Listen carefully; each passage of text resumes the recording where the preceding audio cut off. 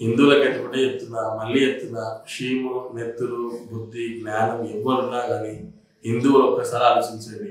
ఇక్కడ ఇతర మతాలు మన మీద విరుచుకుపడే ప్రయత్నం ఎందుకు చేస్తా ఉన్నారు? ఒకటి, మనలో ఉన్నటువంటి లీనియన్స్ వాళ్ళకి ఇవ్వడమా, లేకపోతే మన దగ్గర ఏముందో చూపించకపోవడమా, లేకపోతే మనం శాంతిగా ఉండడమా?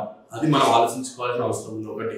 రెండో విషయం ఏంటంటే, ఇలాంటి మాటలు మాట్లాడినప్పుడు మనందరం కూడా ఏకమయ్యి అన్ని పార్టీల నుంచి బయటకు రావాలి. హిందువులుగా అన్ని పార్టీలకు కలవాల్సిన అవసరం ఉంది. దీనికి ధీటుగా ఆన్సర్ ఇవ్వాల్సిన అవసరం ఉంది. ఈ రోజు నేను కాంగ్రెస్ నా రేవంత్ రెడ్డి తినడానికి కాదు, 100% ఏ పార్టీలు ఉన్నా సరే అన్ని పార్టీలు ఉన్నటువంటి హిందుత్వం, రేపు బీజేపీ వాళ్ళ హిందువులు తప్ప మాట్లాడినా కూడా మీరు ఖండించింది తప్పలేదు.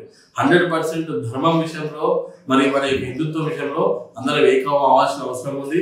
అది తప్పకుండా మీరందరూ కూడా దీనిపైన ఆలోచించి ఈ రేవంత్ రెడ్డి సర్కారు మోకాలు కింద పెట్టుకొని ముక్కు నేలకు రాసి క్షమాపణ చెప్పేంత వరకు కూడా హిందువులందరూ ఏకం కావాలని చెప్పి తెలియజేస్తా ఉన్నాను. రేవంత్ రెడ్డి సర్కార్కి ఇదే మా హెచ్చరిక, ఇదే మా డిమాండ్.